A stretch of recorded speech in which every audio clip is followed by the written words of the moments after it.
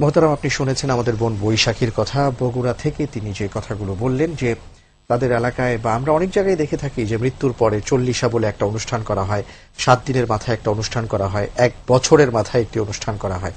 কোরআন এবং সুন্নায় এর কোনো ভিত্তি আছে কিনা, এবং যদি নাই থাকে তাহলে কোন বইয়ে এই জাতীয় কিছু লেখা আছে যদি একটু বলেন।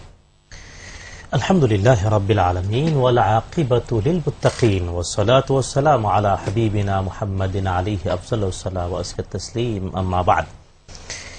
আমরা দোয়া করি আপনার বাবা মা ফুফা যত আপনজন ইন্তেকাল করেছেন, আমাদেরও যত আপনজন ইন্তেকাল করেছেন, আল্লাহুম্মা নাওয়ির মারকাদাহুম ওয়াজআলিল জান্নাতা মাসওয়াহুম।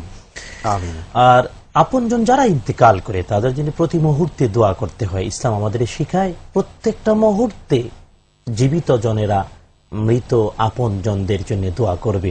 আর যদি তা মা বাবা হন তাহলে তো আল্লাহ নিজে ভাষা শিখিয়ে দিয়ে বলেছেন, রব্বির হামহুমা কামা রাব্বায়ানি সগীরা। প্রত্যেকটা মুহূর্তে দোয়াটা করবে। শুধু তাই না, যে কোনো আপনজন ইমানদার, যে কোনো মুসলমান আত্মীয় অনাত্মীয় যেই হোক, সবার জন্য হৃদয় খুলে দোয়া করতে হয়। যে কারণে রব্বুল আলামিন কোরআনুল কারীমে বলেছেন, ওয়াল্লাযীনা জাউ মিন বা'দিহিম, ভালো মানুষ হরাই যারা পরবর্তীতে জন্ম নিয়ে ইয়াকুলুন, হৃদয় থেকে বলে, রব্বানা ইগফির লানা, আমাদের ক্ষমা করে দাও, ওয়ালি ইখওয়ানিনা আল্লাযীনা সাবাকুনা বিল ঈমান, আমাদেরও ক্ষমা করো, আর আমাদের আগে অগ্রজ হয়ে পৃথিবী থেকে বিদায় যারা নিয়ে নিয়েছে তাদেরকেও তুমি ক্ষমা করে দাও।